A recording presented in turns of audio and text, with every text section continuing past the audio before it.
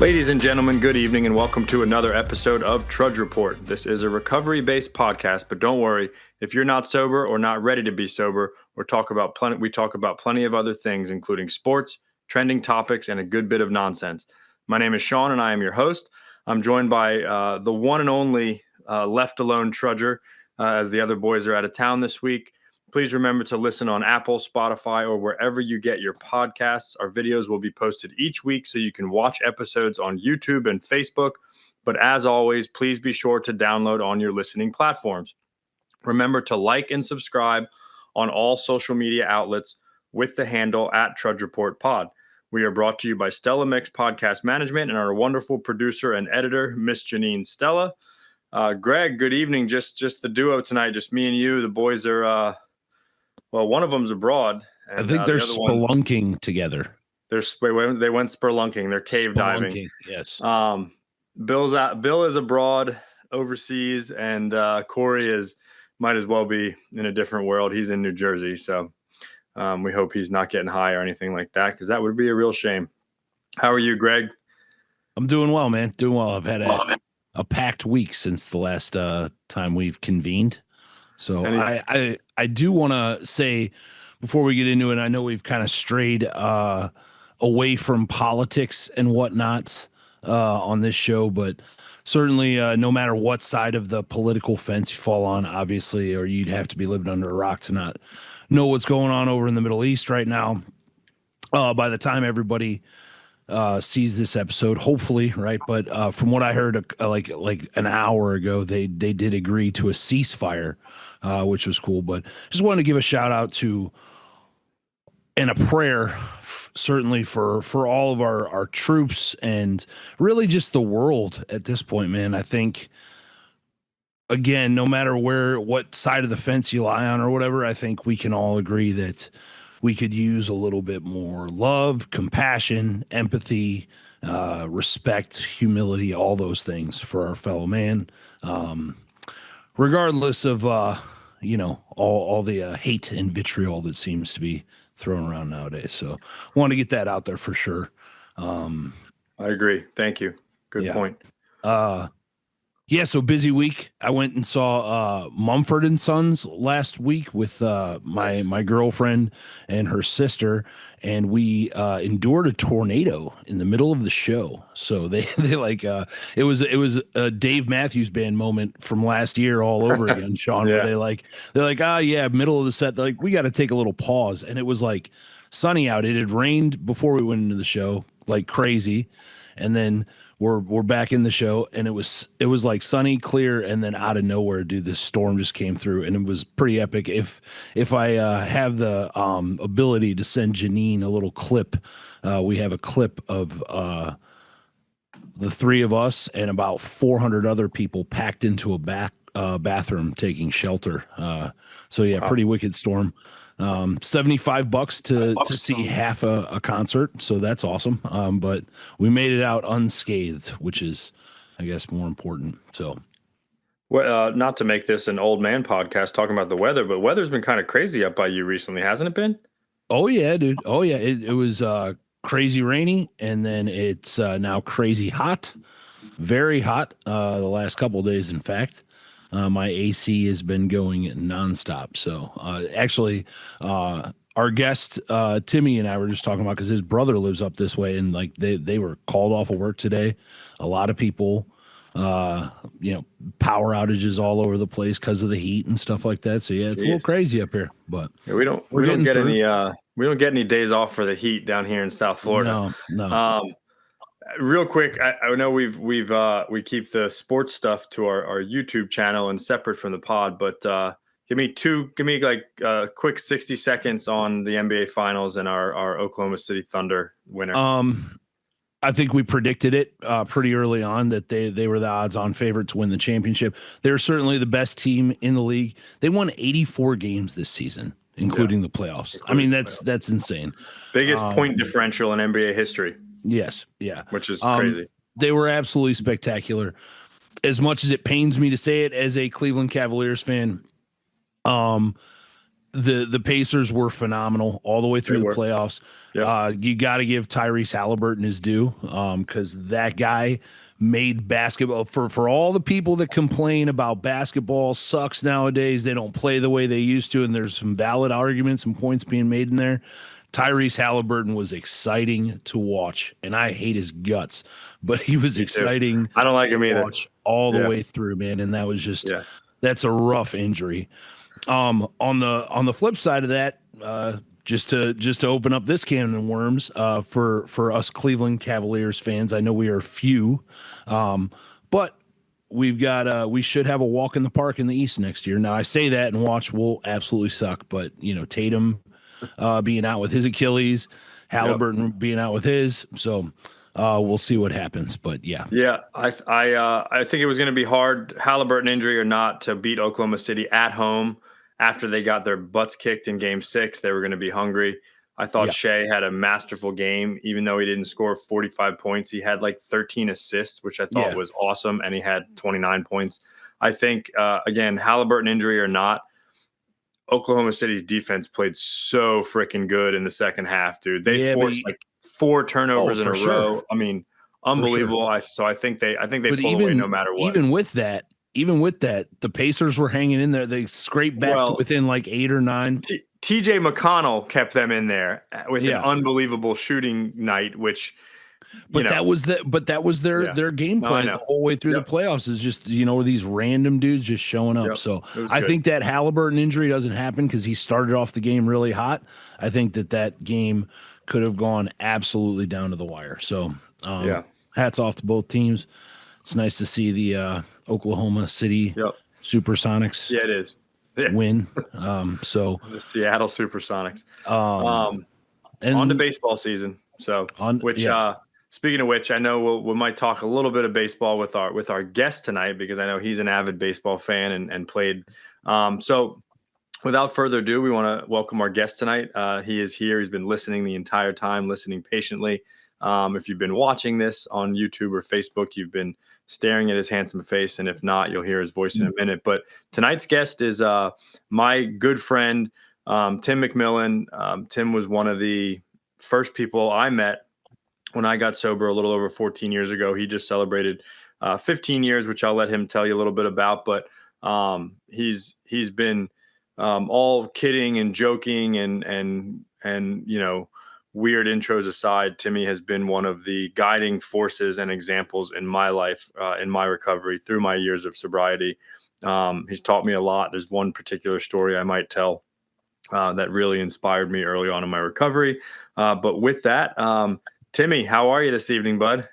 I'm doing good. I'm just listening to you guys talk sports, man. Right up my alley. Yeah. Oh, I know. Yeah. I know, man. Did you catch any of the NBA finals? So generally when the Heat go down, man, I take bits and pieces, but of course, cause I'm a sports fan, I will, check in on everything that's going on. I was, more excited that the Panthers got another one. So, man. That was something to watch, and, they don't look like they're slowing down much either. So, it's exciting. But on to baseball now, right? Just baseball until I guess preseason football, man, right? Till college starts end of August, early September, NFL September. But it's going to be 9 weeks. Summer. 9 weeks. Greg knows. I'm chomping at the bit. So Timmy, let's get right into it, man, if you don't mind. I mean, like I said, you and I go way back, dude. I know Greg knew you pretty well as well before he moved back to Ohio, but you were one of those guys, man, early on that I saw. You were about 10, 11 months sober when I came through the doors, because we're about a little less than a year apart in sobriety. But a couple of things I remember specifically is you knew a lot of people, and I don't mean it like Mr. Popularity, but I just mean you were bouncing around at meetings, talking to people, like laughing, having a good time. Like you were much younger back then, and like there was just kind of this. You had that kind of vibe about you that you were somebody that I didn't know what enjoying sobriety and living a good life was at that time, but you definitely, or I couldn't have defined it, but you definitely were like the out picturing of that early on in my recovery. You're just super charismatic, and the but probably the most important lasting moment for me was at our old meeting hall in downtown Stewart. You and I sat in the back room where they had that payphone and that soda machine that never actually worked. And we were sitting on two chairs. I forget why we were back there. Maybe we were just talking or something, getting away from the crowd. I think I was just over a year sober. I could have been just under, and you were, whatever you were at the time. And we were talking, and you basically said these words to me, and I'll paraphrase slightly just for the sake of what we do. But you basically looked me in the eye. You were leaning forward. You had your hands on you. You said, don't get caught up in this generic recovery God that other people get caught up in. He goes, and he said, find your own personal relationship, and what you meant by that was, we see so many people in recovery that talk the talk, but are not walking the walk. They can sound really good in our recovery groups. They can sound really good when we're amongst other recovery people, when they're kind of put on the spot or they're talking, but their feet are not matching their mouth. They don't have a true, genuine, deep personal relationship with their higher powers, with their God. And most of those people, they don't make it, right? We've seen that time and time again. And that was it. That was like very impactful for me, because even though I don't think I was on the generic recovery God train at that point, I think I was on the right track. And I think you could sense that. That was really pivotal for me to like really dig my heels in to the work that we do. And remember that it's life or death, right? I think sometimes we have a lot of fun in recovery. We forget that it's life or death. So that was a huge thing for me. And I'm just happy to have you on the show, man. Where do you want to start? I'd like to just kind of say start from the beginning, but in the interest of a flowing show, just kind of tell us quick about, I don't know, a little bit about how you ended up in Stewart and sober and where you grew up a little bit, and just kind of go from there, if you don't mind. Yeah, I'm going to kind of piggyback off that story with you from what you just talked about, if you don't mind, to begin, because we have been friends a long time. And even if we don't talk every day, we could see each other on the road, or we played golf multiple times, but we've done so many things over the last 14 years, so to speak, almost 15 years, that we don't miss a beat when we see each other. And there's been so many things that will go on in the gap when we have seen each other that we still just come right back to, we see eye to eye, no matter how many things have happened in our life or how many mistakes we might have made in the midst of that. But I remember that story because there was something about where you were working, and a lady had done something to you that got you. That's right. A little ticked. And that's right. And this is where that story kind of started at with, I think I kind of walked you in the back, not like I knew everything. I think we were just talking, and I just said, systematically the world's going to try to get us back to where we were and use people, and they don't even know they're being used. And that lady was part of that for you. And you're like, everything's going great, but this lady really did this today. And I think that's where that story originated. But I remember. And what I meant by that God was, first, I'd like to glorify my Lord and Savior, Jesus Christ. That's my personal God. And I wasn't trying to give you that at the time. I was trying to say, Shawn, I saw so much in you that I didn't know you saw me doing that. That's what recovery had done for me in 14 months or 9 months, 10 months, whatever it was, to give me that spirit of whatever you saw, because that wasn't the guy that came in before you saw me. And what I did learn early in sobriety was that there are things to look forward to. We just heard Greg talk about some things where he went and we can go to concerts without doing anything, by putting a substance in our body. But I learned early, and I considered basically an idolization like you. I might have believed in a God, and I know where you went to school and that was there, but that's not what I put my trust in until I let that go. And then I realized I had to put my trust into something else. And that was my introduction to a God of my understanding, or a relationship like we talked about in that back room, to go ahead and things are going to get better. And I can look forward to things now, because before I even got into recovery, there was nothing to look forward to, man, and so recovery taught me that I can look forward to things without taking a drink or a drug. And I mean, that's even to this day is we look forward to new children being born. Yep. New marriages happening. Just wonderful life that you can only say God did this, because left to my own devices, I still don't get the things that, I deserve. So, so you want me to talk about where I come from? Let's go slightly different, because I had we've had a few segments on here about, like, all of us, all four of us that do this podcast, even though the other two aren't here, we've all lived in halfway houses. We all tend to, they think they call it transitional housing now, which is just a fancy term for what you and I grew up in, halfway houses. And we had a while back, we had a whole episode on halfway house escapades and stuff. What do you remember most? Like, when I say halfway house, like, what do you remember the most? What stands out to you? What was that life like for you? What was your experience at the halfway house? It definitely was not ideal, but definitely needed. It taught me how to share. It taught me how to grow up. It taught me how to be responsible. And I don't mean the halfway house management taught me that, meaning just my personal living arrangements was either I got to do something with the time I'm here, or I'm going to be right back out on the street, or I won't even be here anymore. Right. Like it was this, so I think at this point I just kind of utilized what it was there for. But you see people come and go. I know what they're not ideal, man. They're not something we would pick, back then. It wasn't something I'd be like, yeah, this is the one I want to go to. It's kind of where I landed. Yeah. And I definitely needed, I'm so grateful for that time. Actually, those are some of the best times of my life, to be honest with you, because they were simple. I didn't have the problems of adult, right? And didn't have a mortgage or just didn't, right? You didn't. And but it taught me, and I didn't stay stuck there. I finished out the commitment and moved on to, what we would consider three. And don't get me wrong, not everybody in there is doing what we're doing. There are people that are actually bringing things in, and you got to fight that off, and you got to stay the course, so to speak, or again, you either back out or you're right back in that place. So it wasn't ideal, but it was needed, so to speak.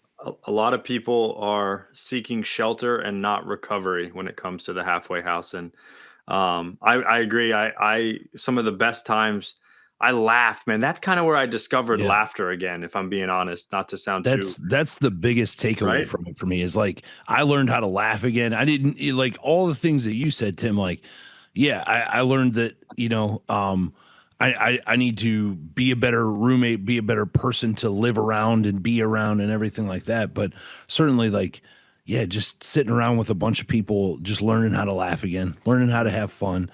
And I think the big thing in what you were saying too, to quote Bill always says this phrase, and it's something I love, but water seeks its own level, right? So early on, I knew that I didn't want to stay there. That's not where I wanted to be at forever.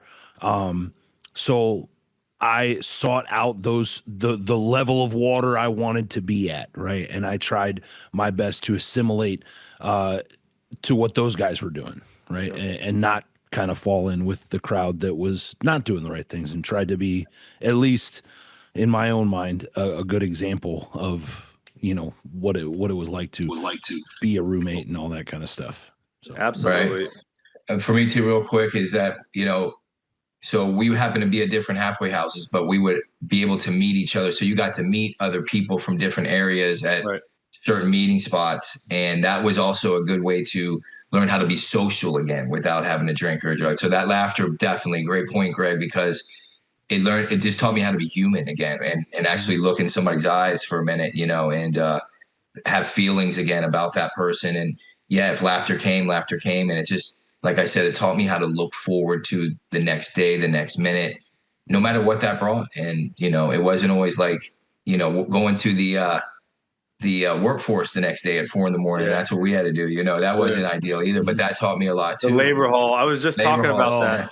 Yeah. I was just talking we have a bunch of family in town for the baby shower. My mother-in-law has been here for the whole month, and everybody ended up at our house last night for just dinner and hanging out and stuff. And we were talking, some of Catherine's, my wife's friends were in town, and we somehow got talking about our early sobrieties and the jobs we had, and how, like, I remember the labor hall, dude. What a terrible, like, but you know what? Got a few bucks in your pocket, had a couple dollars for cigarettes. Like, there was a Red Bull and cigarettes. That's it. Shawn, you mentioned something about how you saw me, but I just want to talk about you guys real quick, if you don't mind. Like, so you giving me those accolades, I'm not one to go, let me hear it. It's, when we become the voice of reasoning, something's wrong. I've always said that. And so, but I've watched you, and what you've done with this recovery thing, is far beyond anything I've done, because you took to this thing to where not only that spirit got to you, but you learned what it was that got you that spirit. And then you've passed that along to so many people. I watched the Monday night group that you happen to be an intricate part, and Greg was part of that as well. And I used to sneak in there, and I actually joined that group for a little bit because I had 3 other groups at the time. But I'm like, man, this is what new and young people need to see from guys like you that are like, man, like, whether they think it's cool or whatever it is it's attractive. It was so attractive, and it wasn't attractive for their sense of, we're going out and drinking Red Bulls after, or we're always going to the restaurant after, which is all fun and great. But it was inside that meeting where everybody was involved. And I watched you bring so many people, young guys that probably would have died, Greg, being one of them. And I watched and I heard him share, and I heard Bill share, and I heard Corey share, and even Kevin. I was like, man, Shawn is doing something. God has done something great for Shawn to be that vessel for these guys, and in a very mild manner, so to speak. I mean, you talk a lot when you're there, but what I'm saying is that in a mild manner, you, by your feet matching your mouth, you were leading the way for these guys. So I just I remember those days, and, they all have over 5, 6, 7 years now, which, I just wanted to give a shout out to that, man. That's, all glory to God on that as well. So just wanted to mention that. Well, that's very kind of you. Like, I would say for both of you guys, thinking back to those early days is, I would come into some of those meetings when I was kind of floundering around and trying to figure out my way. And, everybody would talk about, like you guys opened up the episode with, is like, find a God. Don't do this generic, the doorknob or the light bulb. Find what God is to you.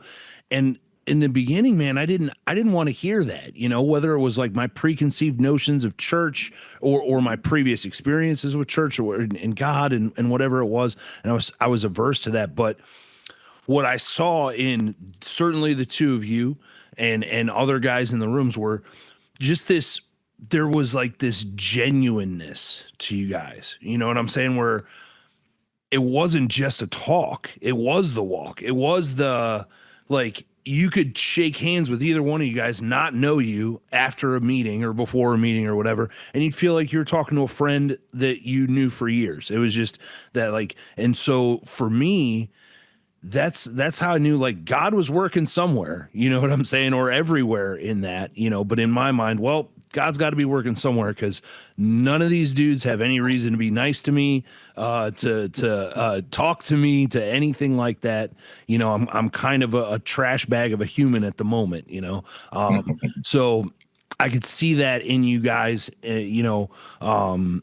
from the outside looking in, and could just tell that, all of this that we talk about was absolutely working in your lives, and you were good examples of what it meant to be recovered from what we all suffer from. So, yep. Good stuff. That's one of the ways I knew I was starting to get better years ago was, there was a point in early sobriety where I wanted all the attention and the accolades, and somebody tell me I'm doing a good job, and let's thank Shawn for making the coffee. And then there was a point in time where all that started to be really uncomfortable, and I knew I was starting to gain a small semblance of humility. So thank you, Timmy. Thank you, Greg. That's kind of a good segue into some of these other questions we have. We had an episode, I think it was last week, Yeah, it was last week about triggers, Tim. We had a whole episode on like triggers in recovery. And so my question to you, do you believe in triggers? Do you have any? Do you feel they are completely a hoax? Talk a little bit about like however you want to go. We all of us kind of had some different takes on it a little bit. But I want to hear your thoughts on that real quick. And then Greg has some questions for you too. Sure. For me, it would depend on the state of recovery that I'm in, meaning as far as where I am in the walk. I would say early on, definitely it could be the all familiar people, places, and things. Could be a definite trigger. I think we talked in the pre-thing on Thursday about dreams. I just recently got one, and sometimes triggers pop up like they're real and put you in a scenario where like, man, I've either lived this or I just haven't lived it yet. So triggers for me are definitely real. And again, how strong you are in your sobriety or how bad you want something will just, tell the story on how, if you give into that trigger. So, I don't think we just get sober or recovered without having some obstacles and triggers for us. I mean, let's face it, when we were out there, everything was a trigger, right? Happy, sad, guilty, no matter what. It was a time to take a drink or do whatever. So anything could throw me back into that mindset of, hey, this is why I drank in the first place. So triggers are definitely real to me, and they come in many forms. So yeah. I believe so.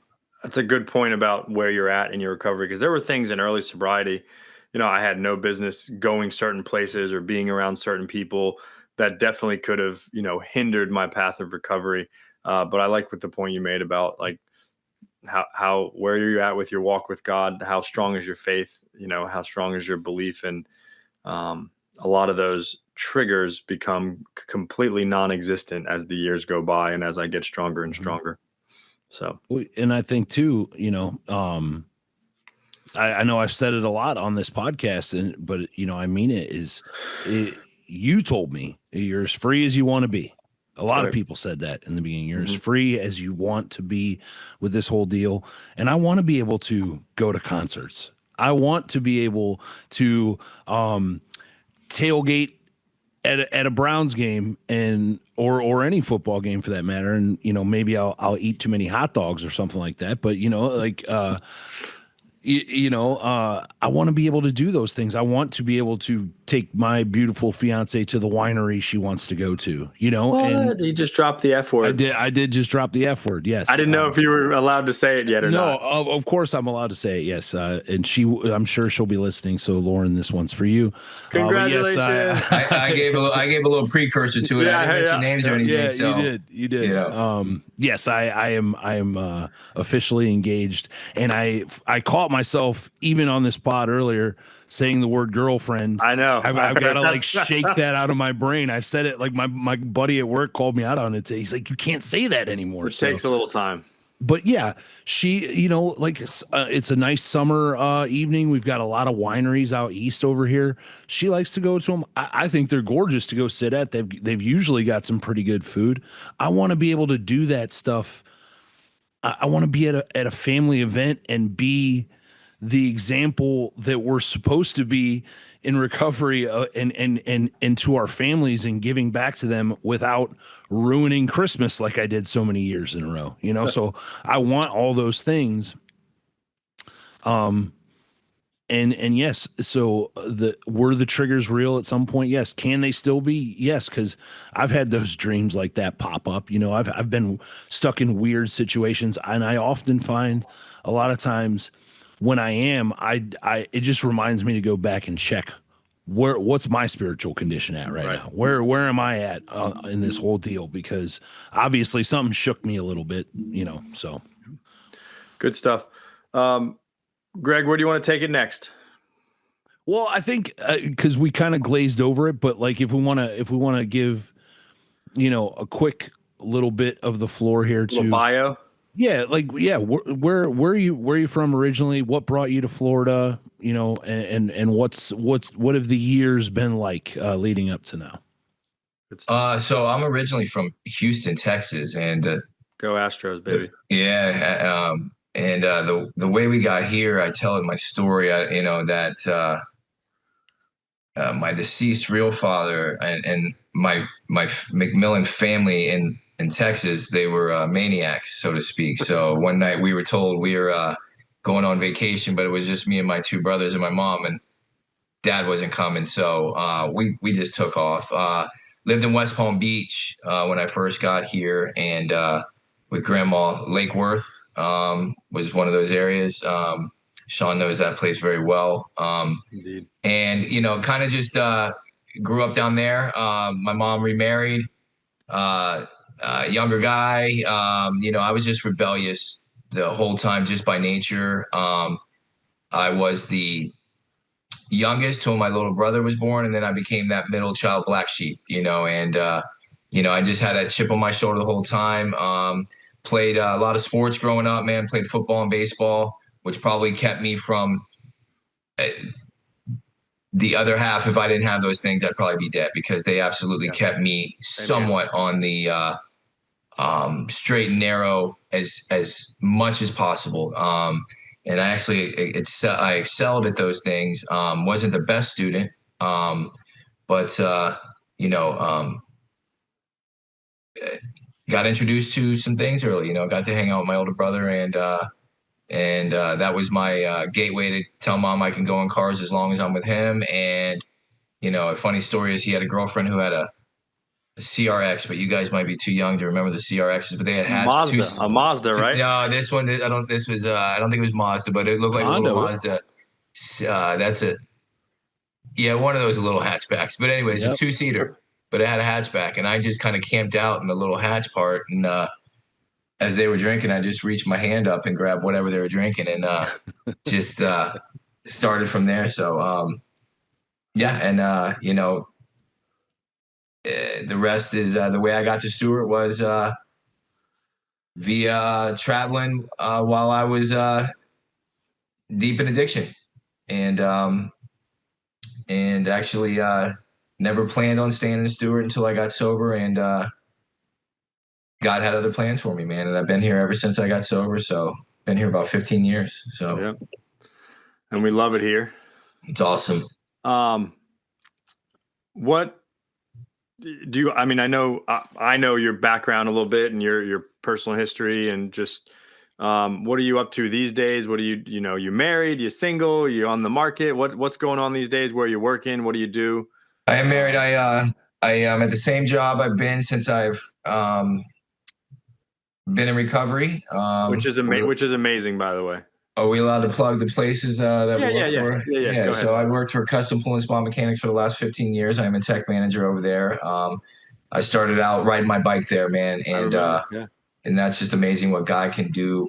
I remember back in active alcoholism or addiction, man, if I made 3 or 4 days to work, that was a reason to celebrate. Yeah. I've missed on 2 time days. too, by the way. Yeah, absolutely. I've missed 2 days in the 15 years here by actually calling and saying I couldn't make it. And they're both legit reasons, so that in itself is absolutely miraculous, And when you have to finally do that first legit call out, it feels so awkward because you feel like everyone's going to think you're lying, Even when I'm driving the car and you got the cop behind you, it's like I've been so used to I got to hide something, or I'm not right. I got to make up the story or get ready to make up the story. And, as you're hiding things behind the seat or whatever it is. Right. And it's weird to not, I'm clean, man. This is legit, but yes, I'm married. My wife, Victoria, you were at that wedding, and I have my son, Shay, and I have my stepson, Joey. And how old are the boys? Shay turned 18. And Joey is 13, and Shay's off to college, getting ready to go play football up north. He's a quarterback. They won their state championship this year for his high school. Yeah. Joey's a great kid. He's into different things, but I treat him as my own, and we're faith-based around here. So we kind of just inject that into our lives as much as we possibly can. We're living in a crazy, crazy world, but I'm blessed beyond belief these days with as many mistakes as I've made in sobriety. Victoria was heaven sent to me. So now real quick though, because I know Greg, Lauren is not Greg's fiance. That's going to be cool to say, is not sober, nor does she need to be sober. She's a normie, so to speak. Absolutely. Victoria is too, right? She has a glass of wine. We've been to many resorts. We've been to just many places. Like Greg talked about the Christmases that I also ruined, man. It didn't have to be Christmas. I just ruined any get-togethers. I wasn't even a wine drinker, but if that's what my mom had in the liquor cabinet, that's what we were drinking. So she is a glass of wine, or maybe 1.5, and I'll watch that other half as the alcoholic that I am. Like, are you drinking that or not drinking that? And she pays no attention to it. That's just the amazing part to me about the difference between the alcoholic and the non-alcoholic. And I always thought being the alcoholic had something to do with who we are, Greg, right? Like who we are as people. And it had absolutely nothing to do with that. So thank God for those people who came before us and explained to us, this has nothing to do with your morals. This has nothing to do with anything inside of you as a person. This just happens to do with your bloodstream, that once you put it in, you cannot stop. And that's what caught me and got me. But she is not, and she can take it or leave it. And I'm the one that, and I'll even pour her a drink here and there. I'm like, actually, can you take a drink today? You need a drink, and I'm the one, and it has no effect on me. And so she is not one of us, and she can handle her alcohol like normal people. So then I have two quick follow-up questions to that, because I think it's very interesting. And Greg's talked about his relationship with Lauren, him being in recovery and her not being, her being a normie. Are there any, I don't know how to word this. Are there any pitfalls? Are there any things to look out for? What is your how do you guys kind of relate that with, like, hey, obviously you're strong in your faith and your recovery, but having a wife, having a relationship, for me, it's very different. My wife's in recovery, and like we have a good kind of back and forth, a good go between for us. What is that like, having a wife that's not in recovery? Is there anything you could give our listeners a tip or anything on? Well, if you're trying to get me to give Greg marital advice, you're coming to the wrong person, right? No. So the difference between, for me, just in life in general, and so Victoria she has some family members who either have passed away or in active addiction or alcoholism. So she knows the ins and outs of what we do. And with me running around the house, I'm constantly talking about. But the ideal thing here for us is that she is a God person as well. So we incorporate that in everything that we do. So she knows me for who I am. She knows what recovery has done for me and what God has done for me. So she never knew the person before. And the person now we met as both loving God. So don't get me wrong, everybody has their issues and things like that. But as far as pitfalls and things, they're going to happen no matter what. We just kind of incorporate God, and hopefully Lauren has God in her life, and with Greg, hopefully that is something that they incorporate in their life to get through those pitfalls, because pitfalls are going to happen no matter normies, alcoholics, whatever it is. Doesn't really matter, but we just incorporate God and try to in everything we do. Meaning, if we don't have the answer, let's go to him with this, and that's something I never did 15 years ago. It was all reaction. I reacted to everything. And that's probably why I had relationship problems. So I hope I answered your question there. Well, yeah, absolutely. And it really, I kind of knew where you were going with that. It's amazing in our lives in recovery, any issue, any problem we have, it's go to God, right? God is the source, right? I think you taught me that a long time ago, right? Go to God first and let him be the one to determine whether you need to seek human counsel. And no matter what issue it is in recovery, no matter what issue it is not in recovery, like you said, she's not in recovery, but the main foundation is a faith-based foundation, which is exactly where I thought you were going. So my follow-up question to that is the blended household in terms of Joey and Shay. What has that been like? and this is not just a question for Greg, although Greg is in a similar situation. He doesn't have his own kid, but he has become a stepdad for essentially. And how's the blended family work with the kids? So like I said, that halfway house life it was just us, not much to take care of, man. It was simple life. You went from the labor hall to actually getting a little better job, and you start to work your way up. So you're worried about you. And then life happens and you meet that person and you actually want to rent a house, or you want to have a kid, or you want to build a house or buy a house. So with those things, more responsibility comes. So it wasn't just me anymore. And so my responsibility and my commitment to those things, I had to learn that as well in recovery, is if you're going to commit to something, you gotta use those spiritual foundations that we learn in recovery to, I gotta be committed. And so, the household and the mixed family, there's going to be issues with everybody's going to collide at one time. And it's how you get through those things. And, it's how we react to a lot of the stuff. And, Shay and Joey, pretty much, I have pictures as if they've been brothers their whole lives, man. So it's been roughly 8 years, if you can believe that. So Shay was 11 when Victoria met Shay, and Joey was a little one when I met him. So he's in his teens. Shay's off to college, but we've lived in 2 different households, and we're actually in the midst of selling and buying again. But they've grown up pretty much together in their peak years of childhood. So, as much as they don't get along, they do get along. And it's been a great learning lesson for them that they're not just single kids by themselves. They had to learn how to be brothers, and they had to learn how to be friends. And so I think it's all a learning lesson, man. Very cool. Go ahead, Greg. You got any thoughts on that or follow up, or go ahead with your question? Well, yeah, I appreciate the wisdom, certainly from just the experience. Experience is everything in this world, whether it be professionally or personally or spiritually, anything like that. So I always appreciate that coming from guys that have walked it and lived it.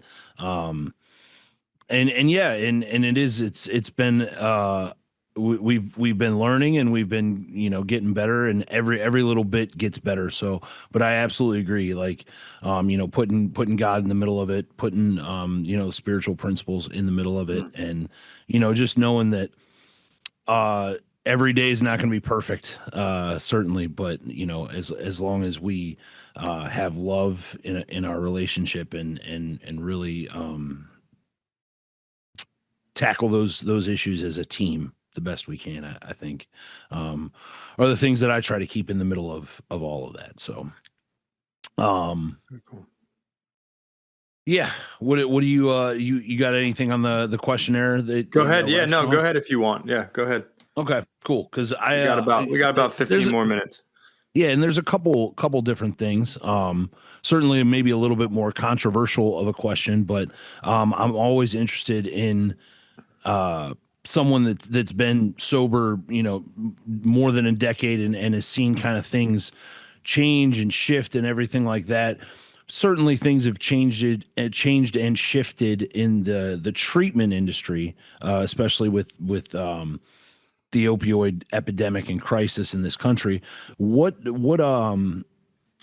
do you think about the current push that seems to be happening more towards not only treatment centers, but also sober living, with the medication assisted treatments, like so the Suboxone, the methadone, the Vivitrol, marijuana maintenance, and how there are now places that are requiring that of people to, go through those programs? This is a heavy one, Timmy. But it's how honest can I be about it? Honest as you want. Yeah, we've seen this. Again, 15 years. If you ask somebody with 30 years, or they'll tell us you barely scratched the surface, kid. You haven't even scratched the surface. And but from my experience in my short 15 years, I've seen it. I've seen it to where when me and Shawn were early on. Greg, how many years do you have, if you don't mind me asking you? I just crossed over 9. 9 years. So you're close to a decade. So, yeah. Which can seem like it was yesterday, or can also seem like a lifetime because of all the things that God gives us as we're getting sober. If he would have told you this was going to happen to you 9 years later when you first walked into the halfway house, you would have said you're lying. There's no way. There's just no way.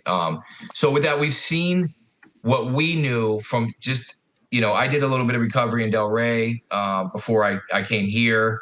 It didn't work. And that was pretty much what we called the capital of recovery down there. I was at DAF for a little bit, 2008, 2007. And down there, it still was, because it was a bigger city. But when we got to Stewart, it was very small. Everyone knew everybody, but we saw an absolute surge of treatment centers, IOPs, HOPs, whatever you want to, have more halfways. And there were so many people in the streets in downtown Stewart. I don't know if you remember this, Shawn, or not. We're at our old meeting hall, the old fellowship hall, that the city got tired of it. And not everybody was there for recovery. And let's face it, as we get older, we're those guys who we used to look up to, the old timers, right? We're those guys, man. And like, we don't stay young because we got to grow up. We grow up in this thing. So I've seen that happen before. And I had my prejudiced thoughts on what these halfway houses or what these treatment centers, were they really in it for the genuine part of this, or was it a moneymaker? And as far as giving like Suboxone, they didn't do that for me when I got, I didn't have country club type treatment centers I went to. I went to Carpin, I went to DAF, and then I went to New Horizons. And those were before they even upgraded those things. State run, baby. And they were, state funded. And it was work it out, that we'll give you what you got. And I'm not opposed to giving people what they need to order to wean down if it's done the right way. And if everything's done the right way, it's a good recipe. So I've seen a surge. I've seen, I've seen it. I've seen it come and go. We talked about a little bit ago on where we can and can't go. And I think as we get further in recovery, there's a part in the book where it says we can go where any free man walks, right? And that's, kind of a promise. So be the last one standing, because you're going to look back and go, oh, I don't even remember those guys, but I do remember Shawn. I do remember Greg. I do, because you didn't come in with Shawn and Corey and everything, right, but you stuck with them. And that's what happens. That's the friendships we make. It's almost going from high school to college. We're the college friends now, right? We're going to be the ones to stick together. So I hope I didn't get off track there, but no. I've seen it come and go. I have different thoughts on it, man. If it works and it's for somebody who really needs it, it's just almost like the methadone thing, right? If that works, but I've seen people stuck on methadone for 10, 12 years after they've gotten off heroin.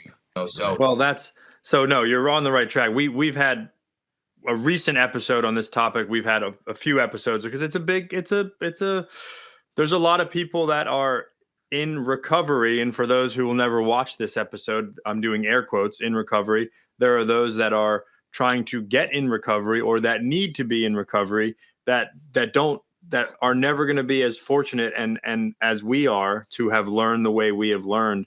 And I don't mean to sound like grandiose with that, because people can get sober in other ways and they can be fortunate as well. But we all would easily say we've been very fortunate and very blessed with the men who helped get us sober. But there's a lot of people out there that are going to try and get sober that are going to think that the treatment industry and the Suboxone maintenance and the Viva, like that is the end all be all. Like that is and you watch out for your triggers and you have healthy eating habits and exercise and you'll stay sober. Right. And that's just not the truth for most of us.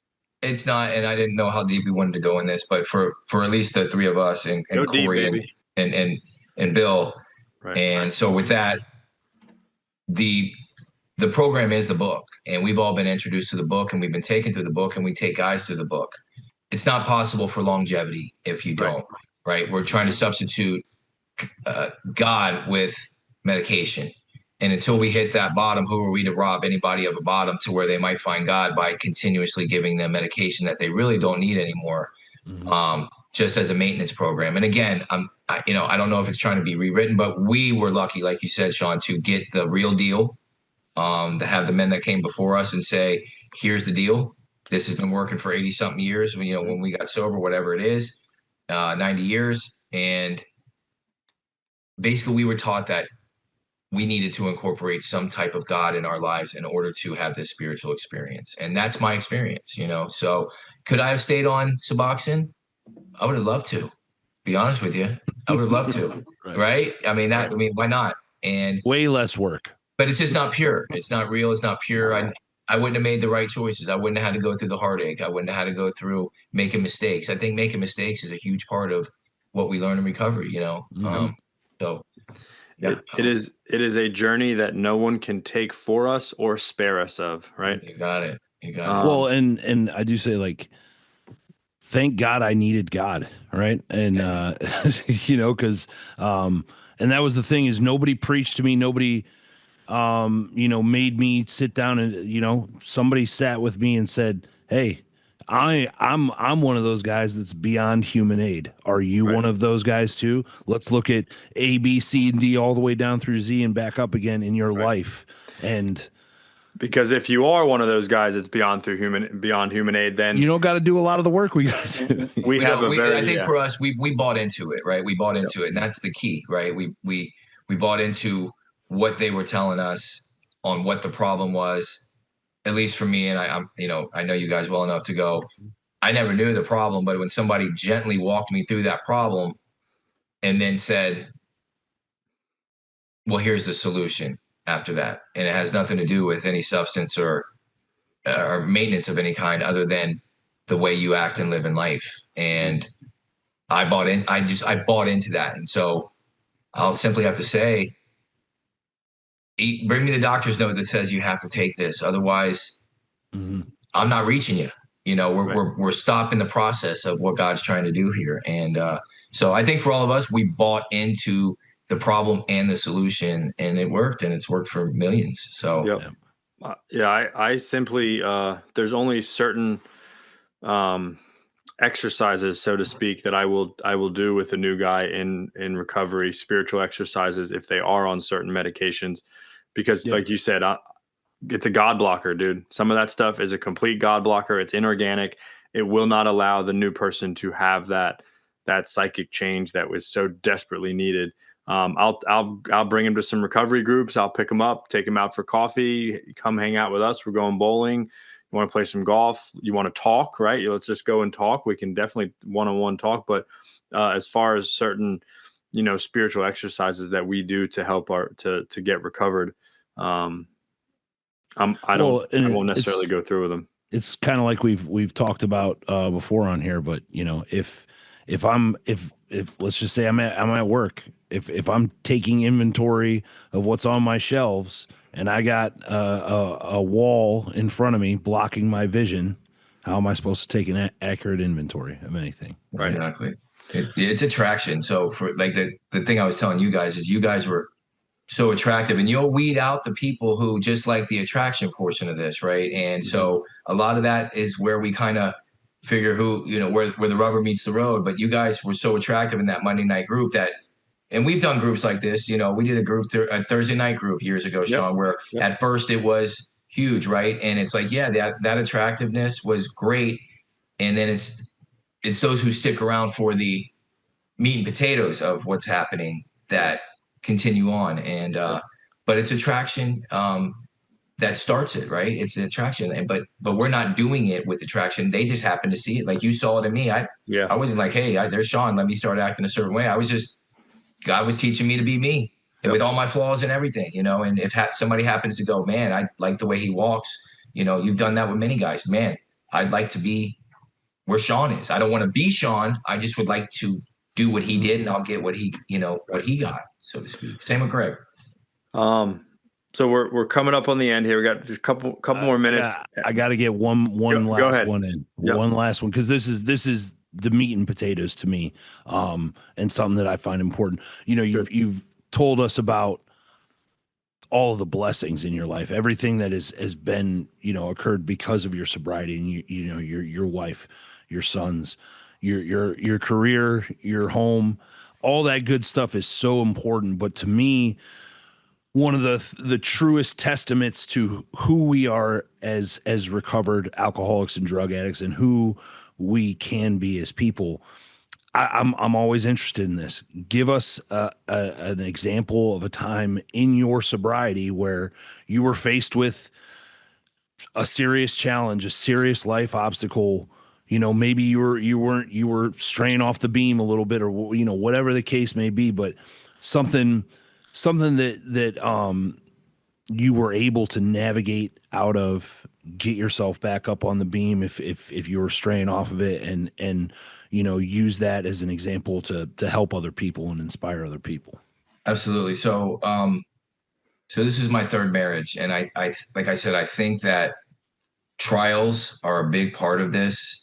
That I finally got the one I was supposed to get, but I had to do some other things beforehand. So getting divorced and sobriety, having to go back and live at home with your parents for a little bit, away from where you got sober. You know, I'm going through some things right now you guys would never imagine, that I can't talk about, but right now would be a humongous one because it's multiple things. And all I can say through all of that is that, you know, that God has my feet exactly where I'm supposed to be at this moment in time, that all of those things are a testament and would be a testimony to where we still sit right now. And again, I don't want to act like I'm the biggest guy in the world, but you said it, Greg, like I've been introduced to him and I felt his power. And sometimes my mistakes have caused my own issues. And thank God we don't shoot our wounded, but man, God never gives up on us. Like he never, ever, no matter what, man. And I stray, the answer to your question, I stray all the time, right? We're only human. I like to take these in all of my day and all of my walk. And I think they've been incorporated to that Trust God Clean as a whole, but trust me, I can still be a human being and stray off very easily. But the one thing I have done consistently is I never wake up and start my day without asking him to intervene in my thoughts right away, because don't let me start to think. Like that is the one thing I've done consistently. And I make sure, not ritualistically, but out of just absolute relationship wise, to say thank you at night for everything. Because if it ended now, I wouldn't be okay with dying, but I would be okay with going, man, I never thought I'd get out of the prison I was in. I never thought I would get out. And any day we have that's today that's bad can never compare to the 2 days of being in that last detox or the first 2 days in that halfway house. But we got through it and look where we are now. And that's all a tribute to God himself, you know. So I hope that's somewhat on the page you were talking about. Yeah, absolutely, man. Thank you for that. Yeah, no, it was. And I've personally seen you go through some stuff in your sobriety, and like you said, we are, some of our literature says we are leaders, but we do not govern. And I would definitely consider you a leader. Myself, you know, Greg, same thing. And people do watch us, man. People are watching. So it is important to, you know, put that God foot forward. And even though we're not perfect, like you said, you said not ritualistically, but consistently, or whatever you said. That's kind of how I feel. It's not, because the ritual of it can get a little like almost like dogma. You know what I mean? It's got to be that spirit of prayer and that spirit of relationship. And I do it because it is part of my life, not because, oh, I got to do my ritual this morning, or this is tradition, or God's going to be upset if I don't. Because I believe in a God that he doesn't forgive me because he doesn't condemn me in the first place. And that's something that, to the new people in recovery that are full of guilt, shame, and remorse, and don't think they're ever worthy of God's love or other human beings' love or sobriety or whatever, that I try to get through to them. And I don't know, Timmy, I just want to thank you, man. This was, I knew this one was going to flow good just because of our relationship and the fact that the other two dodo birds aren't here. It can get a little convoluted when there's, I see Bill enough as it is. So, I know. And when there's four of us plus a guest, it can get, Janine was on her best behavior tonight, but she's always making us laugh in the group chat with inappropriate things. So, Timmy, I love you, dude. So much, bro. Yeah, you too, bro. Really and truly. Best of luck to you and the family. And thank you so much for congratulations to you both. Greg, man, if you ever need anything, give me a shout too. So absolutely. Thank you guys for letting me come on here, man. Appreciate it. I love you guys as well. Thank you. It's been a pleasure. And Greg, congratulations again on the big news. And Timmy, I was multitasking. The Braves did win tonight. They beat the Nice. We need as many as we can get, man. So I know.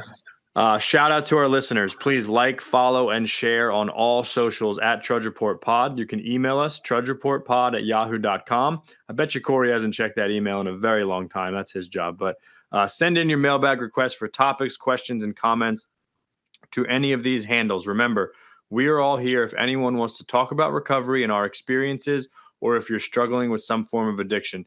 Thank you again to Janine and Stella Mix Podcast Management. Good night, God bless, and may you trudge the road of happy destiny. We will see you next week.